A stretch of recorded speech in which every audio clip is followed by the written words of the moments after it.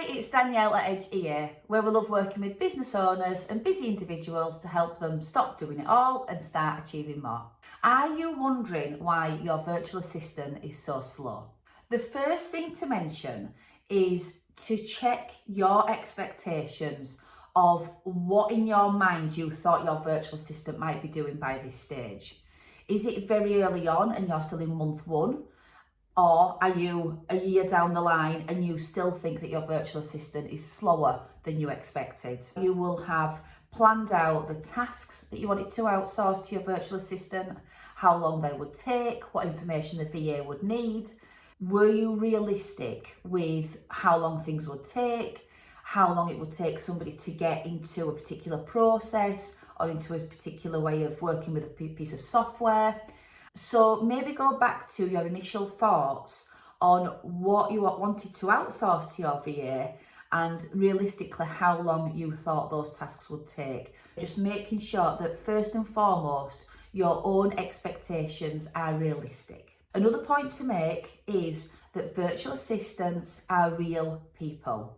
They also have their own personal lives and things happen.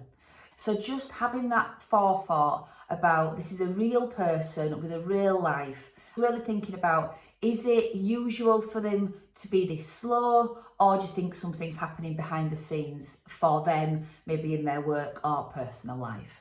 There are three things that I want to drill down on and get things back on track. The first thing to bear in mind is the complexity of the work. So maybe they've started with something more simple and now they're working on something more complex.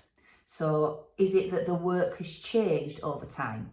The other thing with complexity is a task that can seem quite simple and therefore maybe quite quick can take quite a bit of time. So the example I would give is booking a hotel room. And on the surface, it sounds really simple and really quick. So it's looking at a hotel, deciding on one, making the booking for a particular date. But it might be that there's a couple of steps got to go on before we get to making that booking. For example, you might want to know whether there's car parking on site or close by. If there is car parking, how much are the rates? Do they have a late checkout option? Is the food served on site? Maybe you've got a particular question about the room or the facilities. So all of that takes time to research. Then there's the budget to consider. So maybe you want something closest to the centre as you can get, but within a given budget.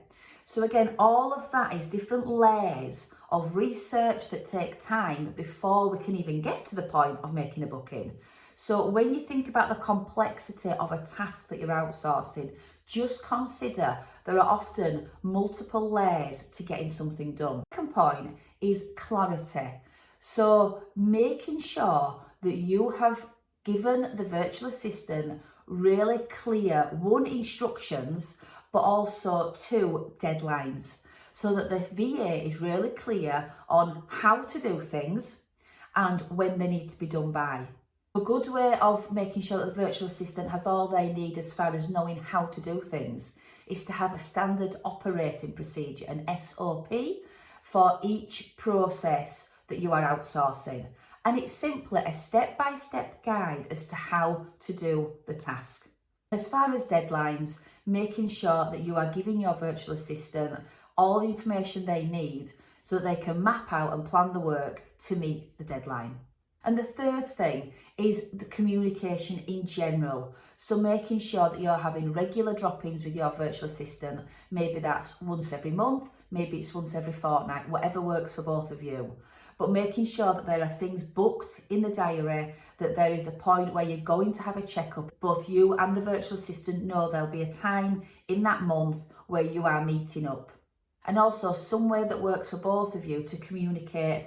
So it might be that you email each other or you use WhatsApp or some other messaging tool, but some way of making sure you both have a way of connecting with each other in between the meetings. And the other thing with communication is making sure that your virtual assistant has all the information they need from you.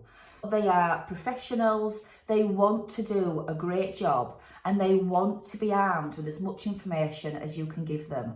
So you might think it's a really small detail, but actually that small detail could really speed up the task that they're doing. And just asking your virtual assistant, is there anything that you need from me? Is there anything that's causing a block? Maybe when they try to log into a certain piece of software, it times out, or they have to reset the password, or whatever it is, but just communicating with the VA and asking them those questions. The VA should be offering that information, but it does no harm in you asking that either. And I'll just go back to my first thought at the top of the video. If you think that your virtual assistant is working slower than you anticipated, check your own expectations. Just spend maybe half an hour thinking about the tasks they're doing, checking the complexity of the tasks. Are they really as quick as what you thought they might have been when you started working with the VA? Looking at how clearly you've communicated the process of doing the tasks and also the deadlines, and making sure that you've got good open communication with the virtual assistant so that they can ask you any questions, and also that you have some regular check-ins along the way.